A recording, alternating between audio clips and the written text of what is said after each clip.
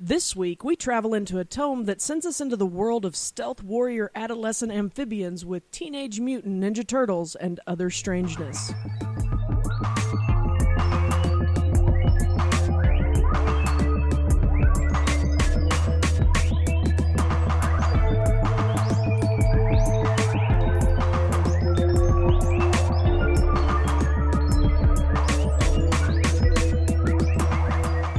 My sons, if you are to become true ninja, you must work harder. Your path in life will not be an easy one. The outside world will not be a friendly place for you. You four are different in ways that the surface dwellers will never understand. To survive, you must master these skills I teach you. Ninjutsu powers of stealth and secrecy. You must become Kage, shadow warriors. And you must never be discovered by the outside world. Wonderful. Now, is ninjutsu a real thing? Yes. It is? Okay. Yes. I never knew if that was... Because I know that like some martial arts movies make up stuff. Oh, they definitely make up stuff. So I just wasn't sure. Sorry. Oh, I was about to say, and I'm sure ninjutsu displayed here is probably different from ninjutsu overseas. Yeah, So. Yeah. That's true. We love Americanizing things. Well, of course. And I actually wrote a long paper on ninjutsu and, the actual history thereof long ago. And it's actually quite interesting. The history of it. There is actually, ninjas were still prevalent up until about 100 years ago. They weren't this, what we've made them into for pop culture, but they were essentially spies, sometimes assassins, and there was actually a famous incident when Perry's White Fleet was traveling the world. Commodore Perry. It was the U.S. showing off their naval ships, supposedly to show America, its place in the world. One ninja snuck aboard one of the ships and stole a document from the Commodore's room. And this is a story of legend, and there is a ninja museum in Japan where it is on display. I think it's actually nothing important whatsoever, but the idea was this to do it. Sort of like Counting Coup kind of thing. Yeah. But that's not what we're here to discuss today. No, we're discussing Teenage Mutant Ninja Turtles, the tabletop role-playing game released by Palladium Games. And today I am joined by, of course, my wonderful wife, Roxy, and our new co-host, Sam. And we're doing this show because Sam mentioned about 2 or 3 shows ago that he would love to do this one. Mm-hmm. And so I get to eat a little bit of my words because we've changed the format of the show. And I had at one time said we will never do a Palladium game on this show. Did you really? I did. Why in the world did you say that? Because they're not out of print. They weren't out of print. And they are still physically, you can still get a hold of them and get a copy anywhere. Even Teenage Mutant Ninja Turtles? Now that's going to be part of what we discussed. That no, you can't. Oh no, we can't. I didn't know this actually, but now I feel bad about giving away my TMNT books. Yeah, no. I know one of them ended up with Levi, and he still has it. Oh, yeah. So it is someplace good. Excellent. But I think it was a companion. I don't think it was a core book or anything. Yeah. Mm-hmm. It was had brats on it. Yeah. No. It was a supplement, but. Anyway. But yeah, so Sam is OG when it comes to Teenage Mutant Ninja Turtles. he is the elitist that read the comics, and I am the graphic novels. Graphic novels. I keep saying that. I'm sorry. Graphic novels. I am the one who didn't know about Teenage Mutant Ninja Turtles until I was very small and the cartoon was on, because I think the cartoon came out in like '87 or something. Oh yeah, it was out in '87. So I was 3. Mm-hmm. And that was that's what my older cousins watched, because I had 2 boy older cousins that were closer in age to me than my older girl cousin, and so that's what I watched it, because those are the toys they had. So yeah, and I remember for myself, I think it was near the end of my 5th grade year that the cartoon came out, and I knew nothing about Teenage Mutant Ninja Turtles, and it came on right when school ended. So it was a bike ride from hell to get home, blazing down the street so I could get home to watch Teenage Mutant Ninja Turtles. Really? Is this in Plano? Yes. Oh, man. And that's rough. Yeah. And so, yeah, it was always about getting there. And it was a miniseries. And so there weren't that many episodes. They were repeated all the time. But, of course, I was a kid and I didn't care. You know, it's like reading your parents reading the same story or watching the same movie a million times, which kids do. Oh, yeah. Yeah. I watched Ghostbusters and Teenage Mutant Ninja Turtles were on repeat in our house. So yeah. Well, I in 87, let's see, I started high school in 88, 89. So I feel really old. Thank you, Roxanne. Sorry. But really, in California, in the Bay Area, that's where I lived. I was there during the earthquake, actually. The only two big games that we played, game systems that we played, was TSR and Palladium. Okay. Robotech was the big thing because Robotech was being showed back then and everything. Well, I became familiar with TMNT through the graphic novels, and I fell in love with it because anthropomorphized animals that kick ass. Yay! And I didn't watch television. So I had no idea that they had a cartoon until my cousin moved in with us. And he was like, 10, 11, 12, something like that. And he's like, oh, this really cool game, this really cool show, da, da, da. And I watched it, and my first thought was, this is utter crap. I mean, just the more I saw it, the more I could see what they did with the elements. And I grew horrified. And then the movie came out and I cried. I died a little inside, especially because David Warner was in that, and he must have been desperate for a paycheck. So who's David Warner? Which one was David Warner? I don't know who that is. British actor. He was in Tron. He played Sark. He was in Star Trek: The Undiscovered Country. Was he in War Games? I don't know. Was he? I don't remember. He was in a lot of late 80s villains. Oh, he was villains. He played a lot of villains. Who did he play in Teenage Mutant Ninja Turtles? He played the chief scientist. I think it might be the guy I'm thinking of. But yeah, the Krang, I think, is the little thing. In the comics, they're actually pacifists. Yeah. Really? Yeah, they're pacifists. They crash landed. In fact, it was their goop that caused the turtles to change. Oh, the ooze, okay. And they were trying to get back home in the comics. So to see him and just played for laughs, it made me cry a little bit. Yeah. And there was just so much better stuff in there. So sorry, No. I'm going down memory lane. It is. It's good, and the thing is that this is definitely a show that I think a lot of our listeners will definitely identify with, because this system, this game, this universe, Teenage Mutant Ninja Turtles, is the highest grossing big, the big two comic property ever. Mm-hmm. It is not a Marvel property. It is not a DC property. It was an independent from Mirage Comics that has had TV series galore. I don't know. They've got like 5 now? Yeah. Different versions of it? Yeah. You have movies galore, toys and action figures. You have video games, board games, role-playing games. I mean, this is a huge property, but yet it's not around anymore. But we're going to get to that. Well, I mean, oh, you mean this game? Yeah, this game is no longer around. Like, it's totally still around. Yeah, but so everywhere. The game came out in 1985, and so let's go back in our time machine here and think about things from that era. So, the year 1985 was the year of Back to the Future, the first one. It was the year of Rambo 2. Strangely, it was also the year of Rocky 4. Sylvester Go. Yeah. Cocoon came out that year. That was a good movie.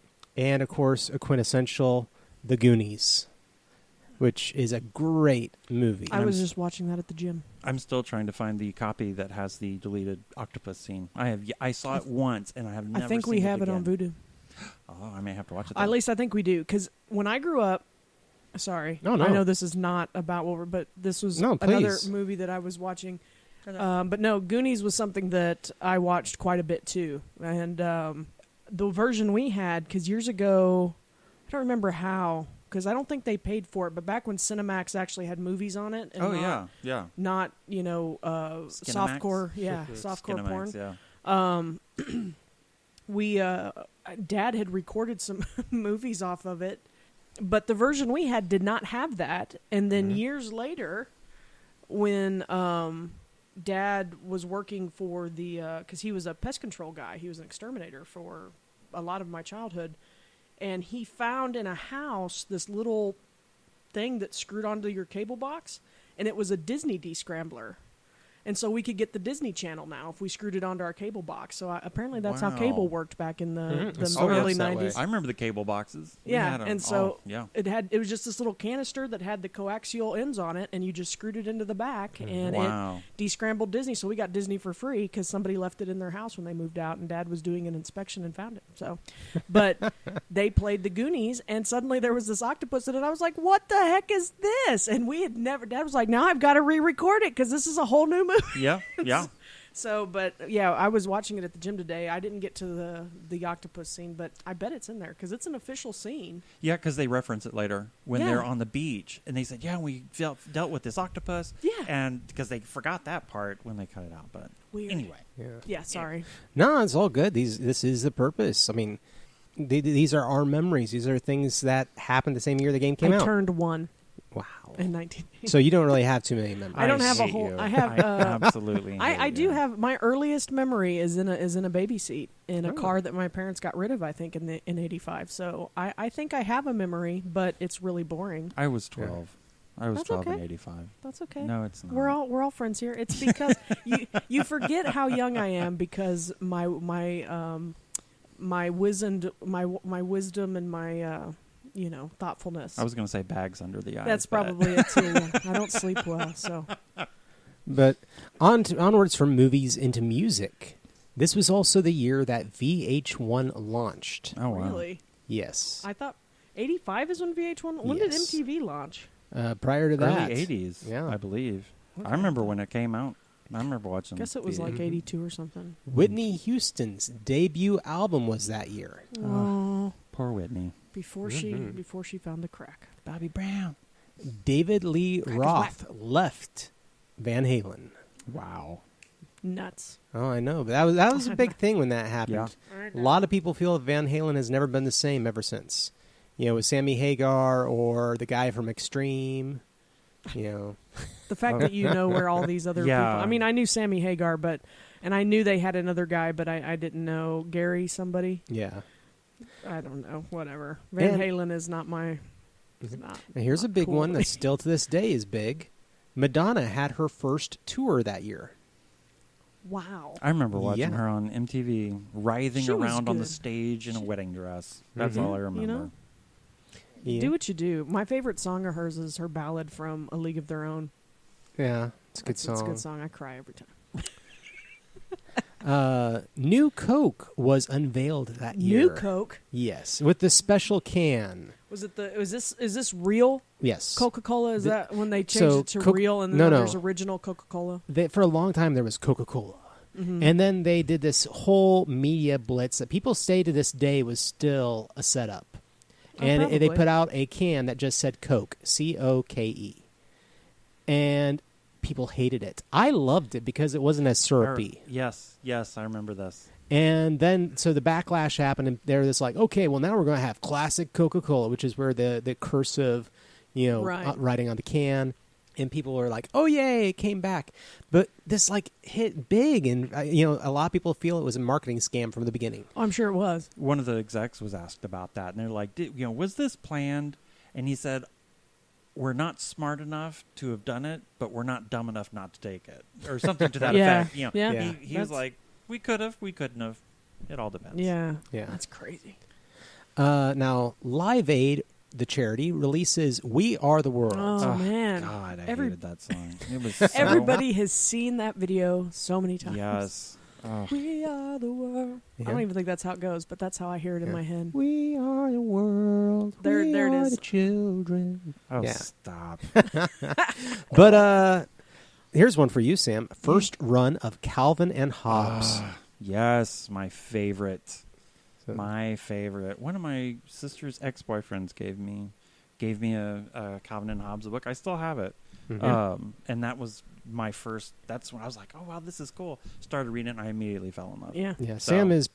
Sam knows Calvin and Hobbes. He knows the backstory of the creator and knows why the creator doesn't make Calvin and Hobbes anymore. So he's a huge fan. There is a complete set. It's like $150, but it's everything he has ever done. Wow. Sketches, and I want to get it. I mean, it's humongous, but obviously. Cool. Yeah. And finally, the Nintendo Entertainment System launched that year. See, that's crazy, because I thought I got that when it came out. I did not, because I got it for my 6th birthday. Oh. And so I was super late to the game. I got it in like 91, 90. It was around for a while, though. So, Oh, wow. Because that was after Super Nintendo came out. 90 was after Super Nintendo came out? Yeah, maybe. Because my friend in high school, he saved up and ordered direct from Japan the Super Famicom system. All of his stuff, all of his games were in Japanese. Oh, wow. And he had to buy like a special module to translate it, and it still didn't do very well. But that came out in late 80s. did. All our bases belong to us. Yeah. 1990. That's probably why I got the Nintendo, the regular Nintendo, because it probably went down in price. Oh, yeah. But yeah, because I think I got it for my 6th birthday. If I remember the awful home video of the McDonald's birthday party correctly, I think I remember holding the Nintendo. Yeah. But so here we are, 1985. Eric Woodchick created the Teenage Mutant Ninja Turtles role-playing game for the company Palladium. The game actually features illustration and artwork of the original Teenage Mutant Ninja Turtles creators Kevin Eastman and Peter Laird. A lot of unique stuff. Because they did illustrations for a lot of the animals in various stages that you could build them. And so a lot of it's like unique. You can't find it anywhere else. Yeah. Cool. And this was not their first RPG for Palladium. It was actually their 4th. For Palladium or Eastman and Laird? For Palladium. Okay. Now, the really weird part of this is, I was going to ask y'all, what do you think the first 4 games were? But to be honest, and this is me, even I don't really remember or know, because none of them are current titles nowadays. So you're saying Palladium had 3 games prior to this one? Yes, and they're not the ones that they're known for now. It's not Rifts. Yeah, it's not Heroes Unlimited. It's not all these big games that people still consider to be their big primary games. Right, and I don't know. My Palladium knowledge is completely is completely Ninjas and Superheroes. Was that? Ninjas and Super Spies, which was actually another one by Eric.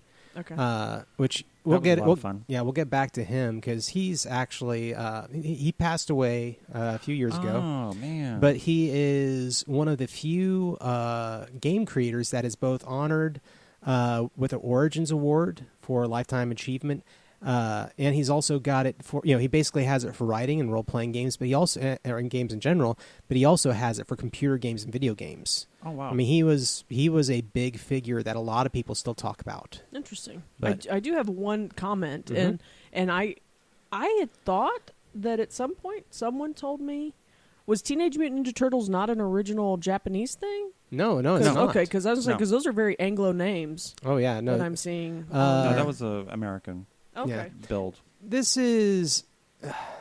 I don't even know what they consider this anymore, but this was part of the era where Asian cinema, Asian iconic things were, I don't want to say culturally appropriated, but because it wasn't done to mock, it wasn't done out of theft, it was done purely out of love. A lot, the concept of ninjas and all these other things, these are concepts that Americans fell in love with and we idolize. Syncretism is what it's called. We it's not appropriating it, it's taking it and saying, I want to do something with it, and it's our kind of unique take on it. It's kind of like how but we it still treat honors the original. Yeah. It's kind of like how we treat anime and cosplay. Oh, anime, that's when anime got really huge. I remember watching anime at that time like, oh my god, this is so much better than American cartoons and stuff, and I became a snob. We can all tell. Yeah. But but we're talking about Asian things with Teenage Mutant Ninja Turtles. It actually has direct allusions to the comic Daredevil, which is now a great series on Vudu. Yes. And direct correlations. Netflix. Thank you. Oh, someone's about to get beat. Oh. You're gonna get. That's it. There's gonna be a cease and desist letter. We're gonna get shut down. That's a bad one. Because Netflix hasn't bought Vudu yet, and as soon as that happens, then it's gonna be interesting.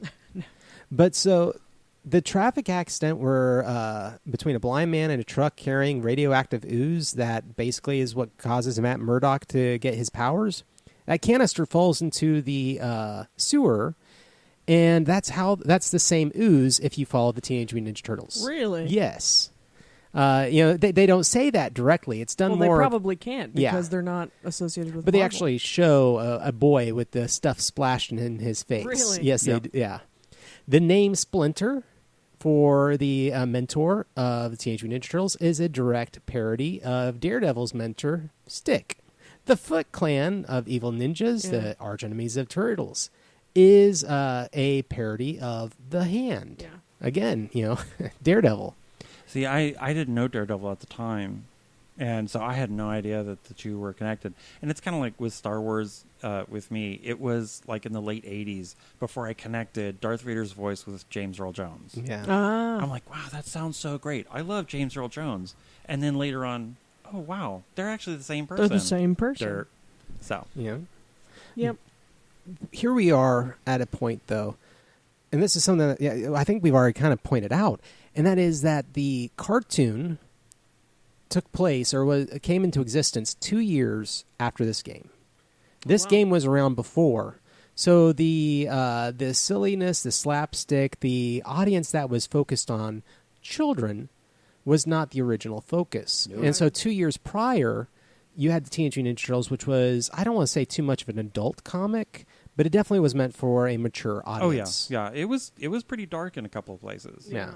Well, see, and I think, too, as far as the cartoon goes, in the 80s, I can't think of a whole lot of mature audience-centered cartoons. Like, back in the day when, like, Hanna-Barbera were cool, or, they were in their prime. Or king. Yeah, they were prime time. And now we have primetime cartoons like Archer, and I know in the 90s we had like Dr. Katz and stuff like that. Oh, yeah. But all the cartoons in the late 80s which I was a kid, but they had to gear it towards children because parents weren't watching cartoons anymore. Yeah.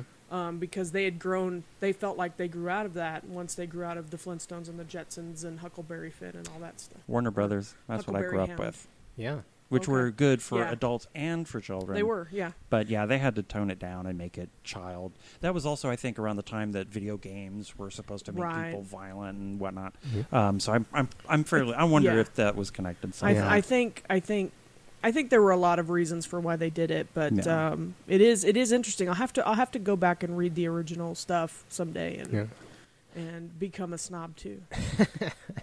But so. When they created this game, the Teenage Mutant Ninja Turtles and Other Strangeness, the idea was that it was going to be separate and different from the comic. It was going to take place in an alternate future that was post-apocalyptic.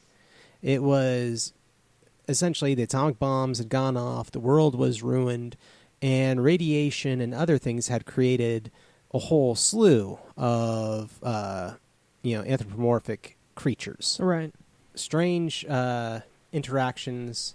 It definitely was a different tone from the comic, and it spawned a whole graphic novel. Comic, actually. It came out as a graphic novel eventually.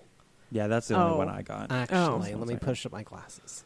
So it was like a trade. Yes. Okay. Mirage Comics, they put it out as comic first, and then they did the big anthologies. Then they bound it. I had all of them. And I lost them all in the fire. Oh, well. But so over the years, they put out...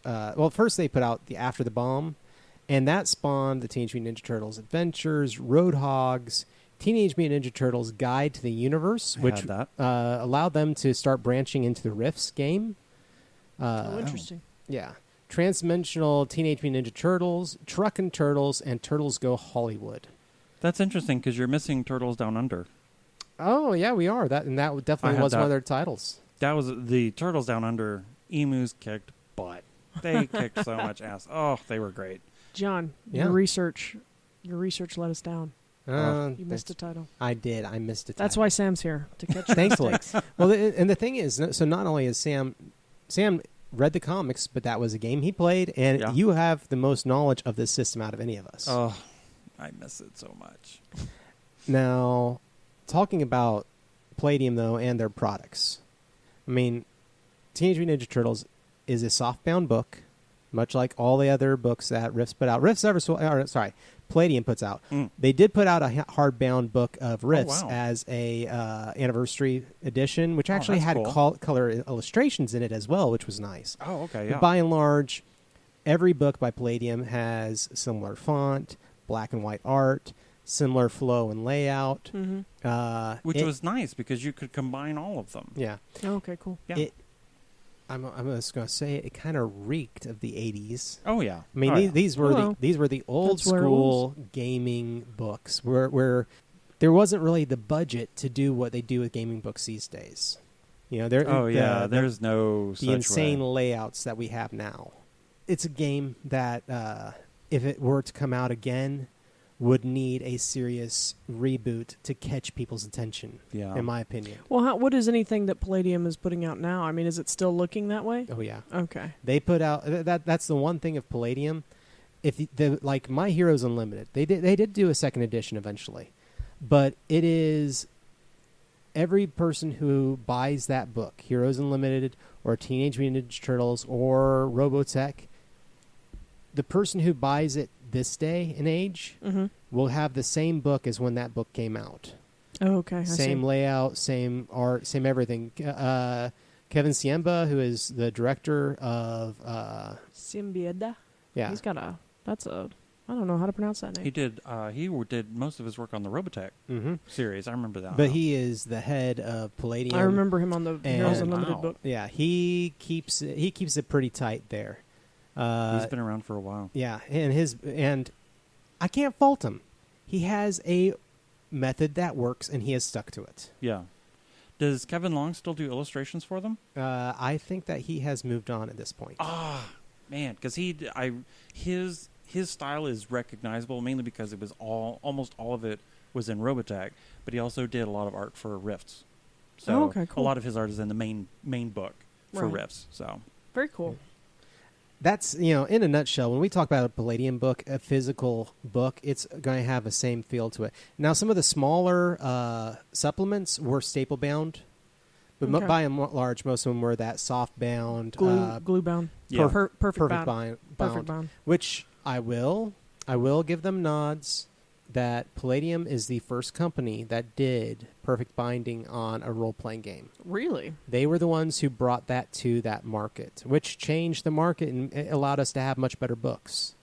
But they were one of the first people, it's changed now. There are better methods nowadays, but they were the ones who pioneered it and brought it forward. Yeah. So I will give that nod to them. They deserve that nod. Mm-hmm. Well, I do see here that you've got some notes here. Are you going to get to the notes about... Oh, yeah. Let's go ahead. Relicensing? Yeah. Yeah, I read that and cried. Oh, yeah. It justified my utter hatred. The question is, what happened to Teenage Mutant Ninja Turtles? I was reading the thing up here. Oh, where are we talking? About the CGI movie, and I have a comment. I have a comment to respond to Sam's utter hatred. Yeah, let's get there then. Okay, please. No, he has a note here that says, the Palladium announcing that they were going to do second edition. There it is, yeah. Well, okay, this, maybe. That was 1997. This is all kind of, it looks like a footnote that you copied over, and I'm trying to figure out where things start. So, years later, in a February 2007 interview, Ziemba hinted that Palladium might consider relicensing the property depending on the performance of the CGI movie and other factors, but this prospect has not since been revisited. And so... Oh, yeah. There we go. Did you find it? Yeah. You skimmed right over it. So no, that's actually further down in the same paragraph. Oh, was it? Yeah. Because the thing is... Gosh, your research is awful. Well, this was kind of a mess. You need an editor. Yeah. But, so years later, that was what he talked about. But even prior to that, so 10 years prior to that, in 1997, they talked about doing a second edition of the game. Oh, okay. But because of the maintaining license and the delay and everything else, they ended it with Mirage in 2000. So 3 years of development, and they just said, "Nah, let's not do it." And I can't blame them. So is Mirage Studios still around? Mirage is no longer around. Okay. That was a comic company that were in 2000. Long since gone. And Mirage, I could list off titles nobody remembers anymore. They did Ultra, which was about actually kind of a trans hero.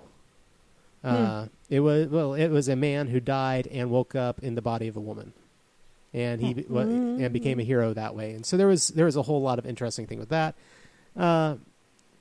Yeah, Mirage did a lot of unusual things. They were expert. But they also did, obviously, Teenage Mutant Ninja Turtles. They did. No, what I was going to say regarding the the performance of the CGI movie, which, granted, it's clearly very, very different.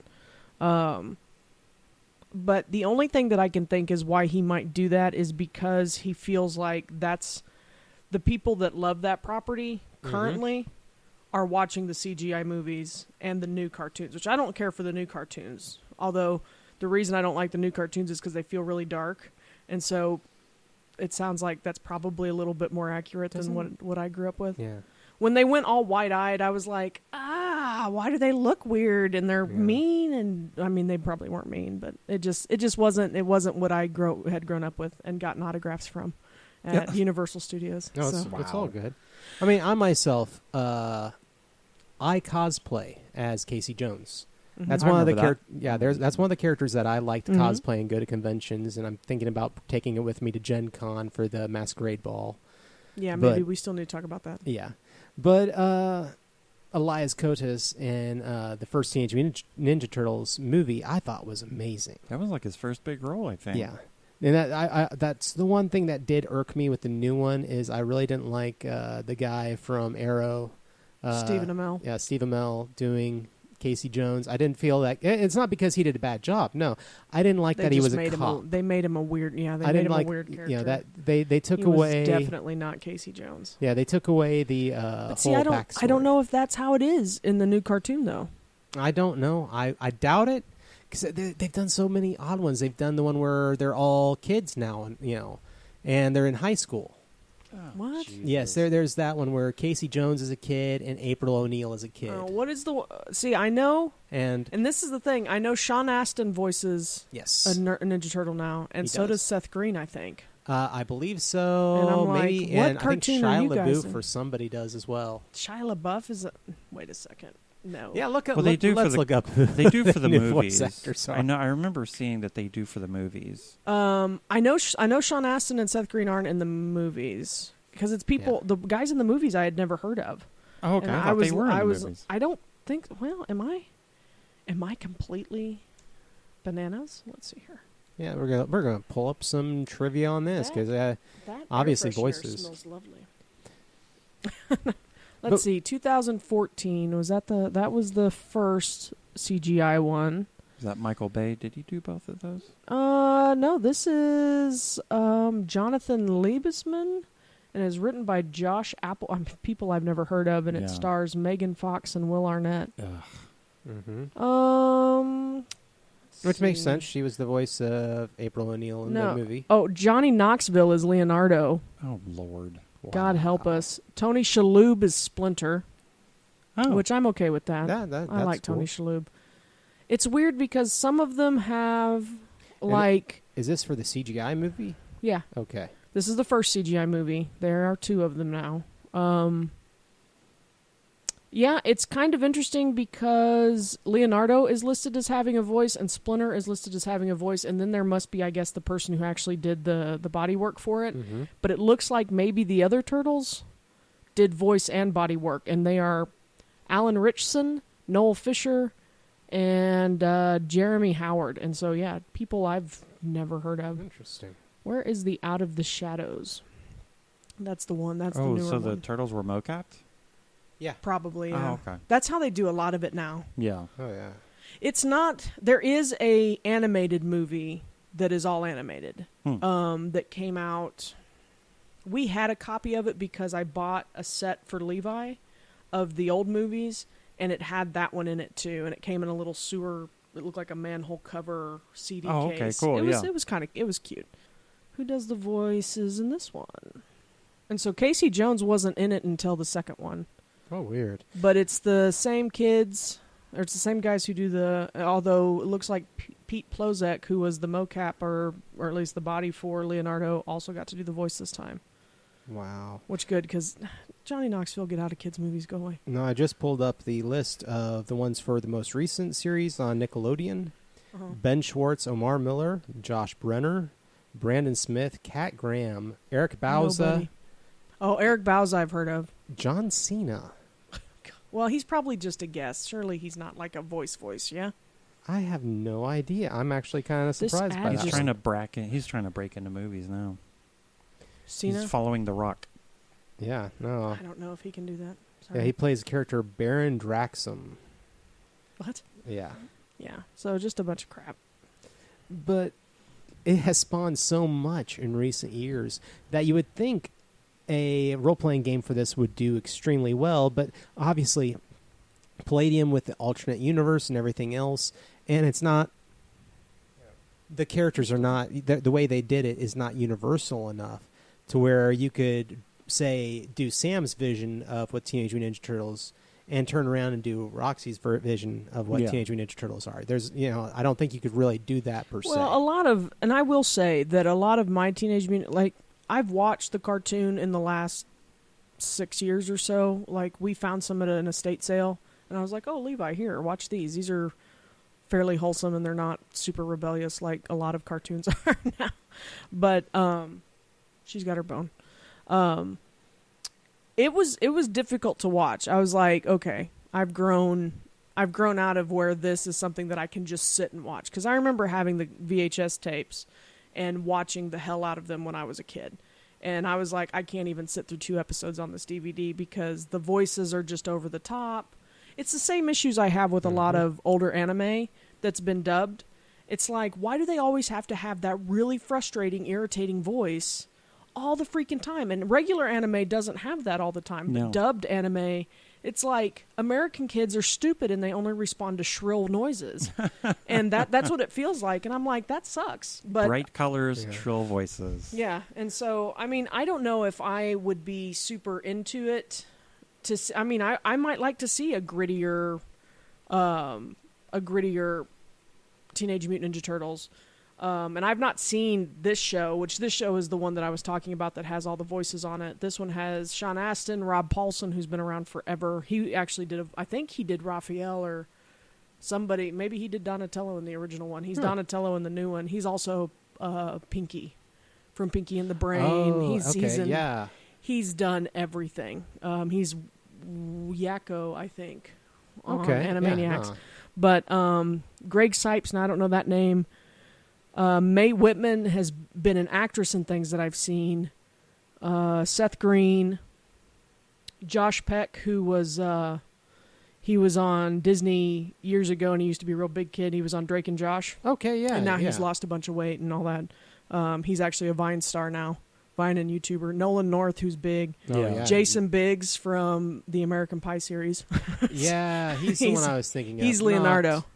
Yeah, Jason Biggs. I got it messed up. Kelly Hu is in it. Oh, nice. Eric Bauza's in this one too. So yeah, I mean, this has a lot more. Phil Lamar, David Tennant, Corey Feldman did a voice for it. There's a lot of people. I'm surprised Michael Maurice LaMarche isn't in there. Mm-hmm. Oh, he might everywhere. be. He might be somewhere. And there are a lot. Tom Kinney's on here. Roseanne Barr was Krang Prime, and Gilbert Gottfried was Krang Subprime. Oh, Jesus. Well, maybe they kept to the original story. Who knows? I don't know. So, sorry. No. But that's the thing. There's so much material for Teenage Mutant Ninja Turtles. There's a ton. Now, Sam, I think there's something of what Kevin Ziemba said that I think tells true, and you would probably agree with, but I don't agree with all of his conclusion with this. But what he said is that the 1987 television series and live-action movies made such considerable changes to the Turtle universe that had a severe negative impact on the role-playing game. In an interview, he claimed that the depictions of the turtles and other media made them seem so childish that no self-respecting teenager, even if he thought the turtles were cool or thought that Ninja Turtles game was cool, was going to be caught dead playing it. So our sales plummeted from 50,000 in a year to 12,000, and the next year dropped to 6,000. And see, I can see why you would have hate for that at that point. We enjoyed the grittiness. Yeah. Because the role-playing game was patterned after the comic strip. Right. And when this cartoonish stuff came out, I'm being nice. We are PG-13. It's like now all these kids are like, oh, this whole cowabunga crap. That's still just... It was my childhood. It makes me just vomit. It changed. It's true. It changed everything. Mm-hmm. Yeah. And so now I'm sure there were a bunch of kids that are like, ooh, they have a role-playing game, and I'm going to play the characters like I saw in the cartoon. Yeah. And people like me, of which there were a few, we would be, we're not going to do this. This is stupid. So, and I can easily see that happening. Yeah. But I'm more than willing to lay the blame at it anyway. So even if it isn't true. No, I mean, I can definitely see that if you didn't know, if it was somebody like me. Now I enjoyed it because I was a lot younger. Yeah. And so I mean that's also a thing. There's a generational gap there where when we saw it, we were more apt to enjoy that kind of thing. And so something gritty, we probably wouldn't have been allowed to watch, or would have been like, oh my God, and had nightmares. So, I can see what they did. Mm-hmm. I can see how, if that's all you know, and then you get the role-playing game and it's completely not that, it's like, oh crap. And I can also see how, like a teenager that isn't into the Teenage Mutant Ninja Turtles and has no idea what they are, and only has seen the toys and the commercials and maybe the movies, to be like, I'm cooler than this. Even though they were supposed to be teenagers, they were really dorky, cliche cool guy, teenagers, and they were doing stuff that nobody else could get away with. Yeah, with the movies, including the CGI one, the only thing that was the same as the comic was the Turtles, Shredder, Splinter, and their origin story. Everything else was completely different. Okay. And I'm not even talking about behavior. I mean the character itself, just the image. Mm-hmm. Like all of the behaviors that they described, all of the, surfer dude kind of crap, that was never, ever, ever in the comics. Yeah.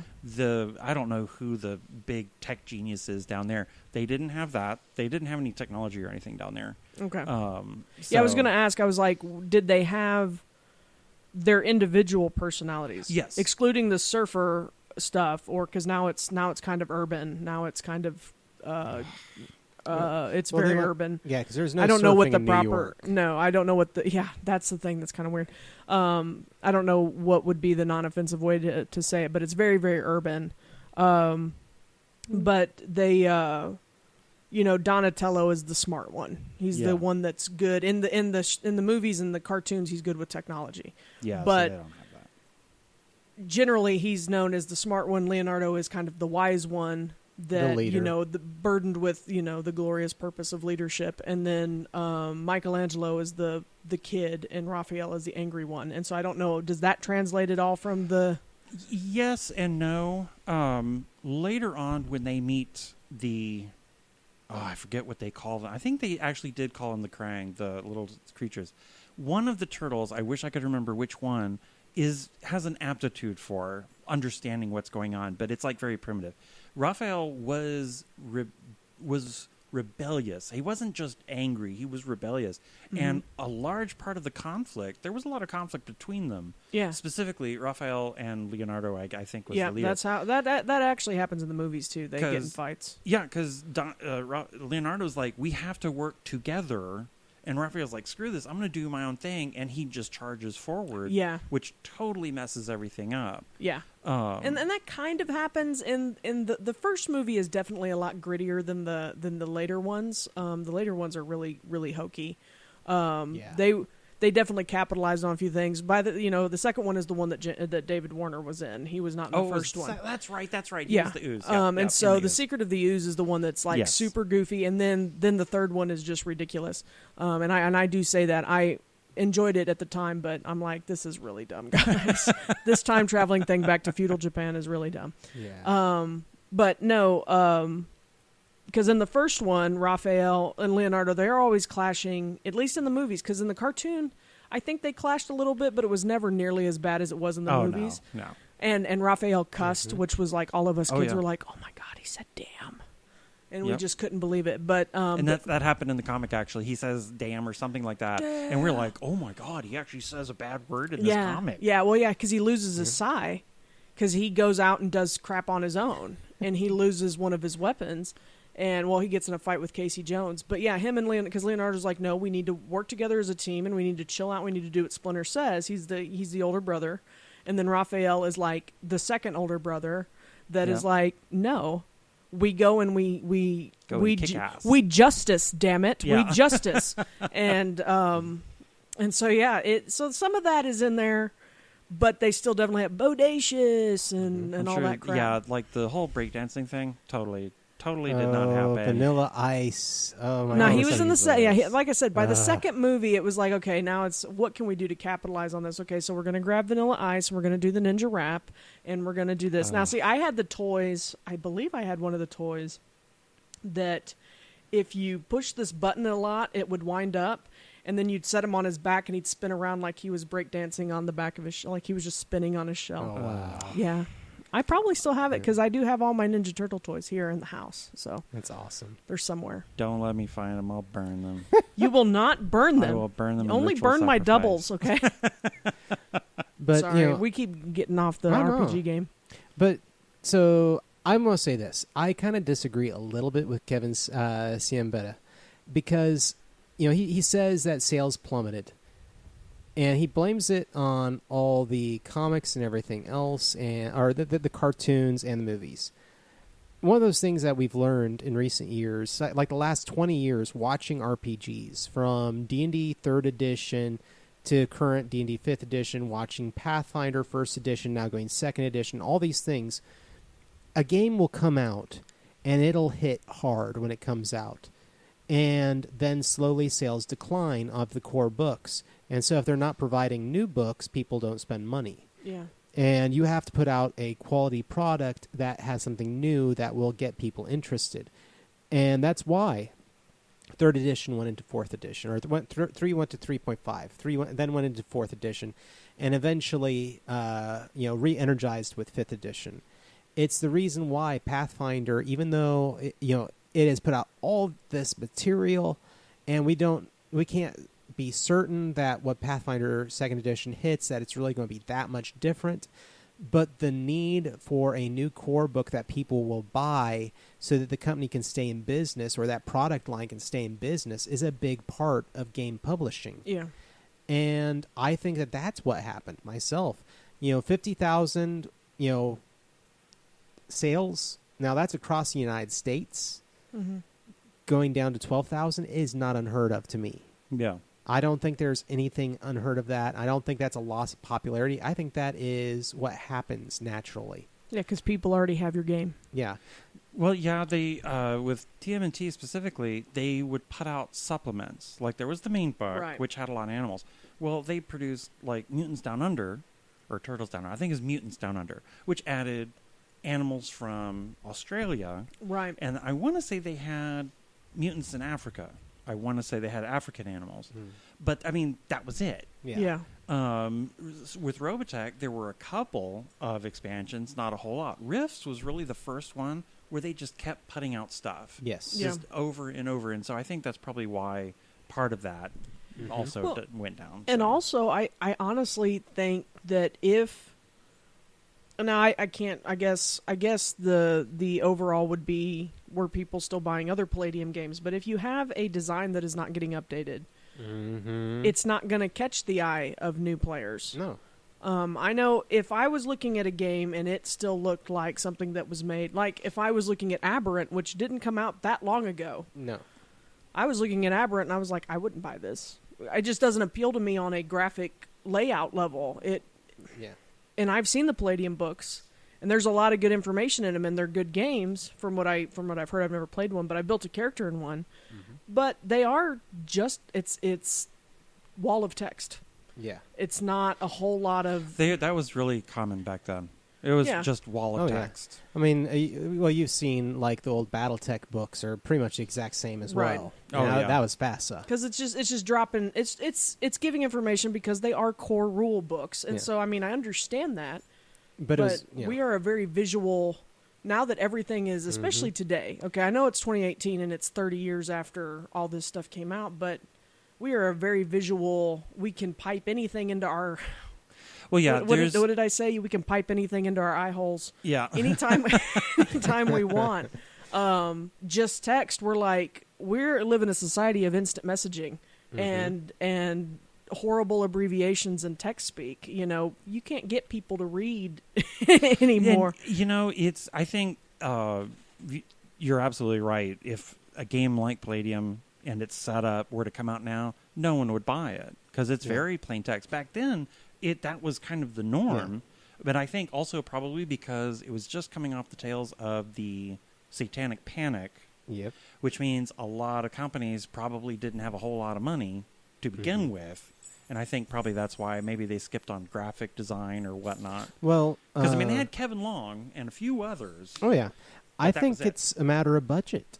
I feel like when books used to be so expensive to put out, there were not the resources that there are today. There was not this, it was hard to track down a printing press that could print the books and do it well. I remember when I was looking at one of my games, starting off going with publishing, I think it was Lulu.com, and that was expensive, especially I wanted to do a color layout book, and I was looking at $80 to $100 per book as far as cost went for me to put into it. Wow. And that is a lot of money. You know, and as far as when it printed, that doesn't even count what it would be to pay the artist to do the art, what it would be to, anything. This is just putting the paper in getting it printed and bound was going to cost that much. So I think that's what happened to Palladium and is happening to them. Now, Palladium has a strong core audience, which I consider myself a part of. And me. That I love their work. I still play their work. I enjoy it. Heroes Unlimited is my baby. It's where I feel most comfortable playing the superhero role-playing game. I know that you are big on Robotech. Mm-hmm. And we are its core audience. I don't know if it's developing a new audience for that. Now, that said, there has now been a version of Rifts now put out for Savage World, which is a huge system, and that did really well when it came out. So it is an updated version of Rifts for a new audience in a new game engine. Mm-hmm. Oh, okay. So, if Palladium would do that, I think it would do even better than what it's doing right now. But again, it is still successful. They still have their core audience. They are still making money. He is still doing well enough that he is at Gen Con every year. Him being Kevin that I'm talking about with Palladium. Gotcha. Now, moving on from there, though, the books Teenage Mutant Ninja Turtles are now being put out by IDW. IDW for the comics. So the comics are still going. I think a year or two ago it hit really big with people getting kind of upset because they killed off Donatello. Did they really? Yeah. This is a much more mature title than it's much more in line with the originals. With Raphael getting his hand cut off and other things that also happened in the originals. Spoilers. Yeah. Stop. Oh, I had no idea. Yeah. There is also now a board game of Teenage Mutant Ninja Turtles that is huge and people love it. Oh, wow. It did so it's well. Everywhere, yeah. And I see it every time and I'm just like, I need to get that, but I've got other things I still want to get first. It's one of those board games I'm just like, I'm going to get it next time. Yeah, I'm like that with books. And so that's pretty much where like the current market is for this game. If you're trying to track down Teenage Mutant Ninja Turtles, you cannot get it on Drive-Thru RPG. You can. It is. That makes me sad. Yeah. It is not available for print from Palladium. If you want to track it down, like the physical copies, it is going to half-priced books or a used bookstore or buying it online. Because there are people out there that are still selling it in Amazon and eBay. But that is where the game is now. Did you know that IDW did a Batman and Teenage Mutant Ninja Turtles? Oh, crossover? Series? I actually did not know that. Yeah, Batman TMNT Adventures. And they've got a trade for $20. Nice. It looks like a 6-issue. Yeah, there's. Yeah. See, I remember when I was really into comics that they did a Teenage Mutant Ninja Turtles Savage Dragon crossover. I remember that. Yeah, Savage Dragon was huge. Because I was Image. collecting Savage Dragon. Yeah. Eric Larson. Now, I will say the art for the TMNT universe from IDW is pretty epic looking. Oh, yes. I mean, some of it, like, they've got the Batman one looks kind of... I mean, the cover art for the trade looks kind of like the show where they kind of have, I don't know, like, belled out legs. It's really interesting. But this is the art for TMNT... I'll let Sam take a look there. Universe. Okay, yeah. And so it definitely looks grittier. But yeah, this is the... Oh, yeah, that's definitely copying after the cartoon. The cartoon, yeah. The new cartoon. Oh, God, they're still doing the Bebop and Rocksteady BS. Well, yeah. Gag I was going to me. ask if they were in the... No. What they're probably mimicking or copying is they're at one point, in fact, the Krang, they finally go home, and the turtles go with them. Oh. And so they go into outer space, basically. And one of the enemies of the Krang is the Triceratons, and they're basically Triceratops. Oh, okay. Well, the Triceratons have their own little thing going. They can adapt to any environment or whatnot. Right. And the Krang just sounds wrong. That's probably not correct. Anyway, all of their droids do the fighting. They all have droids, and the droids do the fight. And the droids have stun guns because they don't kill. Oh, okay. Because the you said they were pacifists. They are pacifists, yeah.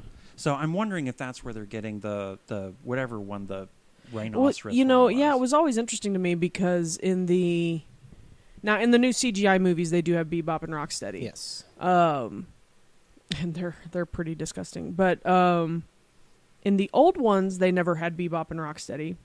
Oddly, they had the snapping turtle and the wolf pup that ends up getting mutated. In the second movie, Shredder wants to make his own mutants, and I can't remember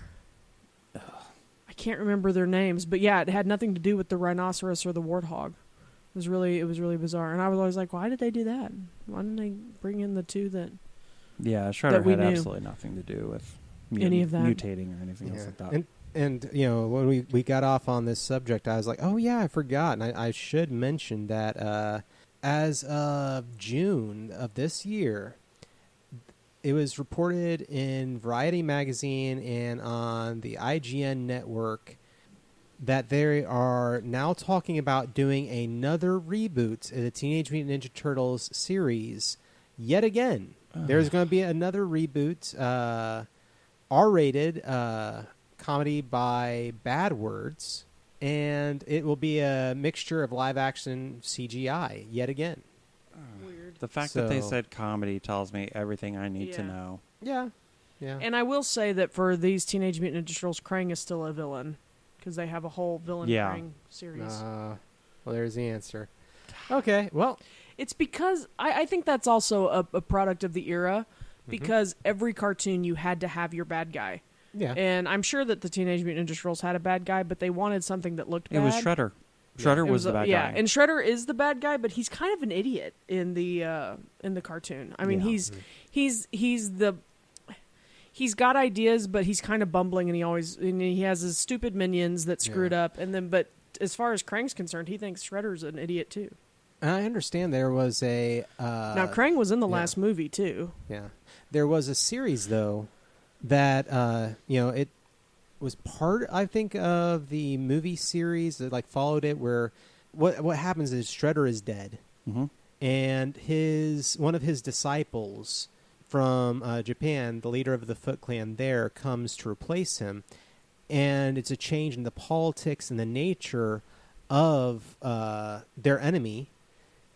And this it's a she, but she is very honorable, but she is basically, I will destroy the turtles because it doesn't matter if Shredder was good or bad, he was a part of us, and you have violated us, and therefore. And so it's a whole different look at the combat and mechanics of the property for a while there, which I don't even know if they're following that anymore. But I understand that one would have probably been a good balance point between both of y'all as far as like what you were looking for in a series. But anyways, we have waxed on philosophically and talked about Teenage Mutant Ninja Turtles, and we've chased so many rabbits this episode, but we had a good time. Taking it to the sewers. I myself, I wouldn't mind running this one, and I wouldn't mind getting that board game just because I think this is something we all could enjoy. Yeah. So, but anyway, that is going to be the episode for today of Tome Travelers, the Teenage Mutant Ninja Turtles, and Other Strangeness. Alrighty. And when we return, we're probably either going to have some Indie PopCon interviews that we're going to be throwing up here pretty soon, or we also have a interview that I'll be doing with the current distributor and game lead for Everyverse.